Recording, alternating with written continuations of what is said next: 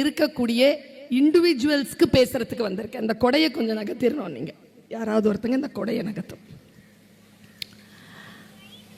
நான் ஒரு 4-5 விஷயங்கள் மட்டுமே பெற்றோர்களை உங்களிடத்தில் பேசணும்னு வந்திருக்கேன். பெற்றோர்கள் அத்தனை பேருக்கும், ஆசிரியர்கள் அத்தனை பேருக்கும் ஒரு பெரிய கனவு இருக்கு. அவரவர்கள் வேலைப்பாடுகளில் மிகப்பெரிய கனவு இருக்கு. அந்த கனவை எட்ட முடியாத அளவுக்கு ஏதோ சில தவறுகளை நாமே செய்து விடுகிறோம். அப்படி நாமே அந்த தவறுகளை செய்ய ஒட்டாமல் நம்மை பாதுகாப்பது எப்படி அப்படிங்கிறதுக்காக ஒரு 5 கருத்துக்களோடு உங்களை சந்திக்க வந்திருக்கேன். ரொம்ப கவனமா கேட்டுக்கோங்க. 5ல் 1 கண்டிப்பா உங்களுக்கானதா இருக்கும். நீங்க கீழே இறக்குனீங்கல்ல சார், அதுல ஒருத்தருக்கு நல்லா தெரிஞ்சுக்கிட்டு இருந்த மேடை தெரியாம போச்சு.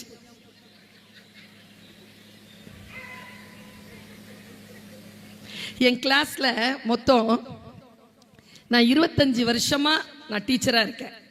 நான் வெள்ளி விழா நாயகி டீச்சரா. என் கிளாஸ்ல இது வரைக்கும் யாரும் ஃபெயில் ஆனதில்லை. ஏன்னா ஃபெயிலாக விட்டதில்லை.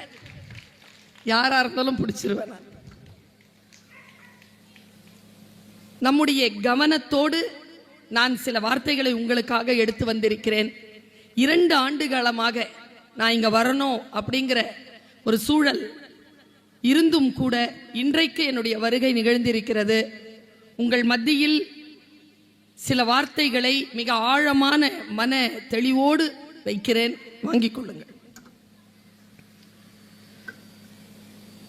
எல்லாரும் எதுக்காகவோ காத்திருக்கிறோம். இது நடந்தா வாழ்க்கையில சிறப்பாயிடும், இது நடந்தா வாழ்க்கையில சிறப்பாயிடும், எதுக்காகவோ காத்திருக்கிறோம். நம் வாழ்க்கையில் அன்றாடம் சிறப்பான விஷயங்கள் நடந்து கொண்டே இருக்கின்றன. அதை பற்றிய கவலையே நமக்கு இல்லை. ஏதோ ஒன்று நடக்க வேண்டும் என்ற தேடலிலே இருப்பதனால் நிம்மதி இழக்கிறோம். இந்த வினாடியில் நாம் அனைவரும் மகிழக்கூடிய ஒரு விஷயத்தை நான் சொல்றேன். இந்த வினாடியில சூப்பர் விஷயத்தை சொல்றேன். எழுந்து சேர் மேல நின்னு கைத்தட்டி ஆர்ப்பரிக்கிற விஷயத்தை சொல்றேன். என்னன்னா, நீங்களும் நானும் உயிரோடு இருக்கிறோம். இவ்வளவு பெரிய விஷயம் தெரியுமா? அது நேற்று இரவு இன்னைக்கு காலையில உலகத்துல 5 லட்சம் பேர் இறந்துட்டாங்க. நாமெல்லாம் இன்னும் இருக்கிறோம். எவ்வளவோ முயற்சி பண்ணாங்க. இயற்கை சுனாமி அனுப்புனாங்க, போலியே.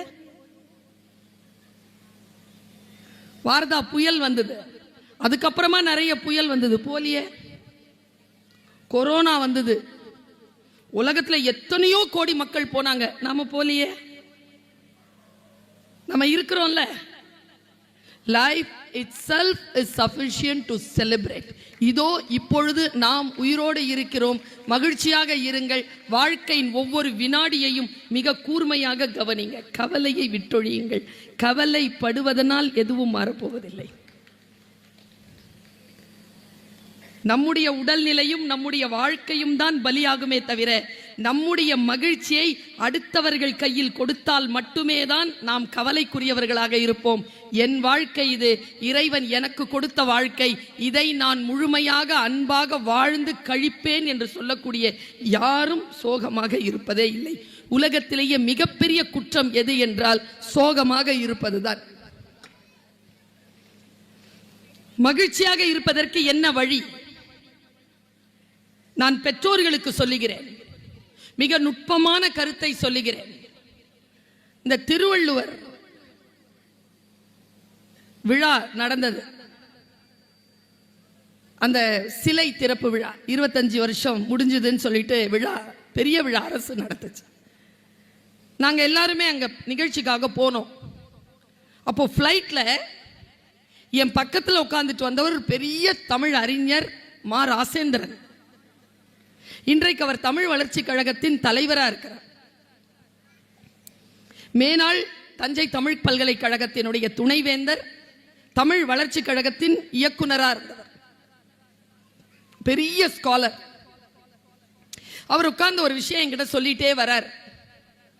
அவர் மாணவி. நான் உன்னை என் மாணவியாக பெற்றதில் நான் மகிழ்ச்சி அடைகிறேன், பெருமை அடைகிறேன் ஒரு வார்த்தை சொன்னாங்க.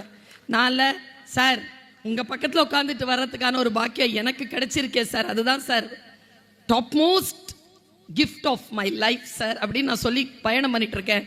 ஒரு 1.5 மணி நேரம் பயணத்துல அவர் சொன்ன ஒரு வார்த்தை. நான் ஒரு விஷயம் சொல்லவா, நாம ஒரு இடத்துக்கு போவோம், ஏதோ ஒன்று தேடி போவோம். ஆனா இறை அருள் இருந்தா தேடி போறதை விட சிறப்பானது நமக்கு கிடைச்சிரும். கவனம். இந்த உலகம் நம் கவனத்தை பார்க்கிறது. இந்த பிரபஞ்சம் நம்முடைய மனங்களை பார்க்கிறது. நான் இறைவன் கிட்டையும் எதையுமே நான் கேட்கறது இல்லையே, அவனிடத்தில் மன்றாடி நான் எதையுமே பிரேயர் பண்றதில்ல. பயமா இருக்கு எனக்கு. ஏன் தெரியுமா? 2 வார்த்தை தான், நீ கொடுத்ததற்கே நன்றி சொல்ல முடியவில்லை, இன்னும் அடுத்தடுத்து கேட்பதற்கு அஞ்சுதே என் நெஞ்சம். நம்பர் 1. நம்பர் 2, எனது தேவை என்ன என்று படைத்த உனக்கு தெரியும். என் அவசரத்தில் புலம்பி உன் அருளில் என்ன குறையும்? நான் வழிபாடுதான் செய்வேனே தவிர இறை வேட்கை நிகழ்த்துவதே இல்லை. நான் போய் கொஞ்ச நேரம் இறைவனுக்கு முன்னால நிக்கிறேன், அவ்வளவுதான். நன்றி சொல்லுகிறேன். கஷ்டங்கள் இல்லையா? இருக்கு. பிரச்சனைகள் இல்லையா? இருக்கு. சத்தியமா சொல்றேனே, இன்னைக்கு வந்து நான் மேடம் கிட்ட 2 வார்த்தை கூட பேசல. கேட்டு பாருங்க. அவங்களே என்ன பேச விடல.